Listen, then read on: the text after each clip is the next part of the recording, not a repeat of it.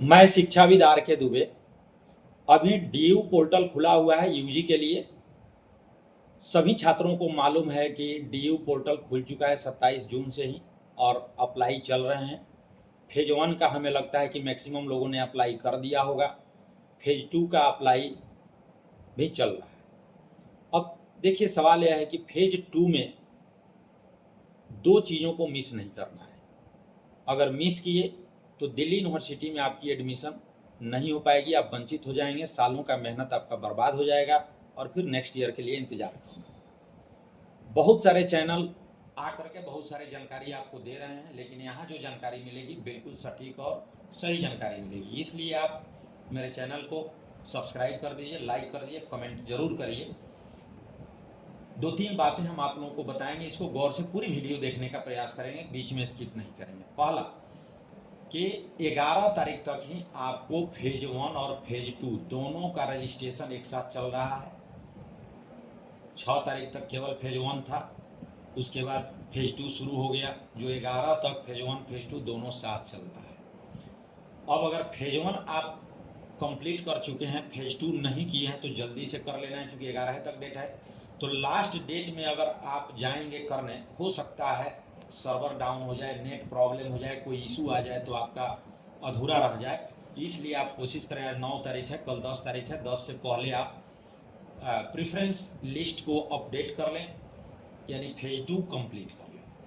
अब आइए preference list में, देखिए बिना किसी लाग लपेट के एकदम मुद्दे की मैं बात कर रहा हूँ। बहुत सारे लोग बहुत प्रकार की बात करेंगे और मुद्दे की बात कम करेंगे, तो मुद्दे की बात कर रहे हैं कि प्रेफरेंस लिस्ट के लिए आप लोगों को बहुत सारे लोग डराए होंगे और अभी भी डरा रहे होंगे कि आप हमसे बनवा लीजिए, ये कर लीजिए, वो कर लीजिए। बहुत आसान तरीका हम आपको प्रेफरेंस लिस्ट का बता रहे हैं। हमारी भी घर परिवार के बच्चे इस बार डीयू में हैं, इसलिए हम विशेष इस पर अनुसंधान किए हैं और पहले भी करते आए हैं, पहले भी हम लोगों का सेवा करते आए हैं, तो आप कहीं डेविएट नहीं होंगे, इसलिए हम बता रहे हैं। हमने किसी से प्रेफरेंस लिस्ट नहीं बनवाई। देखिए करना क्या है, आपको सब्जेक्ट, पहले तो आप जो प्रायोरिटी, टॉप प्रायोरिटी सब्जेक्ट और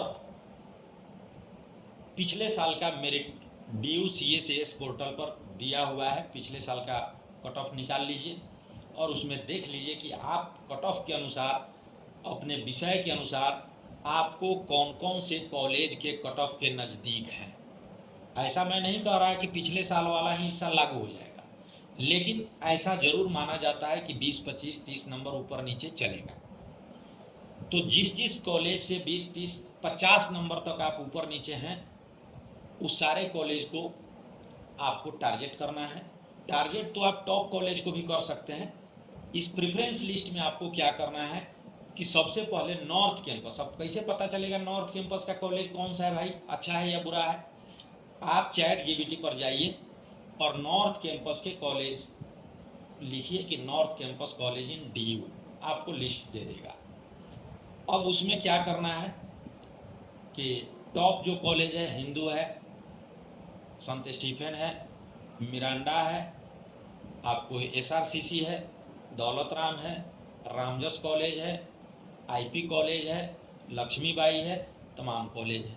तो जो अच्छे टॉप रैंकेड कॉलेज हैं उसको निश्चित रूप से ऊपर कर दीजिए, टॉप टू बॉटम आ जाइए। नॉर्थ कॉलेज आप कर दीजिए।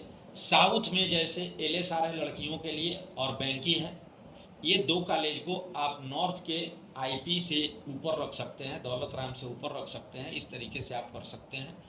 खालसा कॉलेज से ऊपर रख सकते हैं।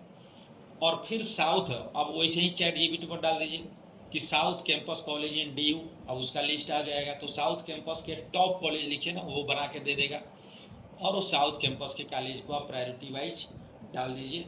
गर्ल्स हैं तो गर्ल्स कॉलेज, बॉयज़ कॉलेज दोनों डाल सकते हैं। अगर आप बॉयज़ हैं तो आप ऐसे लिखिए कि बॉयज़ कॉलेज या coed college in DU south campus, तो आ जाएगा लिस्ट और उसको सजा दीजिए। फिर ऑफ कैंपस मतलब वह दिल्ली में ही है, दिल्ली यूनिवर्सिटी में ही है, लेकिन अलग अलग जगहों पर स्थित है। वो भी कॉलेज अच्छे होते हैं, कम नंबर पर आपके एडमिशन होते हैं, उसको सजा दीजिए। कोई उसमें इफ बट नहीं है। आप या तो साइबर में जाके इस काम को कर लीजिए या अपने लैपटॉप पर खोल लीजिए, सब चीज़ दिखाई देगा। बहुत ज़्यादा दिक्कत है, एक वीडियो किसी का भी देख लीजिए कि प्रेफरेंस सीट कैसे भरें। देखिए हम फ्री वाली बात बता रहे हैं, प्रेफरेंस सीट कैसे भरें आप देख लिए हैं। आप जा करके टेक्निकली चूँकि मामला है, जब आप खोलेंगे तो फेज़ 2 पर दबाएंगे तो फेज़ 2 का सारी चीज़ें खुल जाएंगी। आप उसको धीरे धीरे खुद से भी कर सकते हैं और कर लीजिए, प्रेफरेंस सजा लीजिए। आपके अकॉर्डिंग कॉलेज आपको अलॉट हो जाएगा 16 तारीख को। जैसा कि मालूम है कि शाम 5 बजे के बाद मेरिट लिस्ट आना है। आपको अगर कॉलेज अलॉट हो गया, आप चाहते हैं कि हमें ऊपर का कॉलेज मिले, तो उसके लिए अपग्रेड कर दीजिए। तो ऊपर क्यों कहें टॉप टू बॉटम आना है, यानी अच्छी बेहतरीन रैंकिंग कॉलेज को ऊपर रखना है। क्योंकि आप जब अपग्रेड करते हैं तो आपको ऊपर वाले कॉलेज मिलते हैं, आपको नीचे वाले, जैसे आप 10 नंबर वाला कॉलेज आपको मिला है, आप चाहिएगा हमको वो गलती हो गया 12 नंबर पर हम जो डाले हैं वो कॉलेज मिल जाए, तो अब नहीं मिलेगा। लेकिन 10 नंबर आप वाला कॉलेज मिला है, आपको 9 मिल सकता है, 8 वाला मिल सकता है, 7 वाला मिल सकता है, 6 नंबर वाला, 5 4 3 2 1 वाला कॉलेज मिल जाएगा। इस तरीके से आपको कॉलेज मिलने की प्रबल संभावना होगी। अब विषय में भी जैसे है कि आपको है कि हम हिस्ट्री भी पढ़ सकते हैं, ज्योग्राफी भी पढ़ सकते हैं। तो हिस्ट्री से आपका क्या मार्क्स बन रहा है, ज्योग्राफी से क्या बन रहा है, आप दोनों का कट ऑफ देख लीजिए और दोनों का प्रेफरेंस सीट आप बना लीजिए। ये स्वयं बना सकते हैं। सपोज करिए अगर कोई कॉलेज ऊपर नीचे हो ही गया तो कौन सी आफत टूट जाने वाली है, कौन सी जो है धरती उलट पुलट हो जाने वाली है, कौन सा वही कॉलेज आपको अलॉट हो जाने वाला है। तो इसलिए बहुत चिंता नहीं करना है, फॉर्म सही सही फिलअप करना है, फॉर्म में गलती नहीं होना चाहिए और उसको जाके सबमिट करें। और 16 तारीख को फिर अपना पोर्टल ओपन करें और 5 बजे के बाद देखें कि आपको कौन सा कॉलेज अलॉट हुआ है। इस तरीके से आप बेहतर तरीके से फ्री ऑफ कॉस्ट प्रेफरेंस भी बना पाएंगे। अगर प्रेफरेंस में कोई गड़बड़ी हो जाएगी तो 11 के बाद आपको प्रेफरेंस को ऊपर नीचे करने का, उसको कहते हैं करेक्शन विंडो खुलेगा। करेक्शन विंडो में जाकर आप फेज 1 और फेज 2 दोनों में करेक्शन कर सकते हैं। ये कोई बहुत बड़ी बात नहीं है, इसलिए आप जल्दी से जल्दी उसको कम से कम कल तक ज़रूर पूरा कर लें, नहीं तो आगे आपको दिक्कत हो सकती है। और देखिए मेरिट आपको अलॉट हो जाएगा 16 को, तो 17-18 को पेमेंट भी करना होगा। तब ऐसा नहीं कि एक बार 18 के बाद 19 को आप जाके पोर्टल खोल के देखिए, पता चलेगा कि आपका सिलेक्शन हो गया लेकिन पेमेंट का डेट बीत गया, एडमिशन नहीं हुआ। इसके बाद कोई उपाय नहीं लगना है। इसलिए पोर्टल 16 को ज़रूर खोलें 5 बजे के बाद, 17 खोलें, जहां पेमेंट लिख दिया हो पेमेंट करें।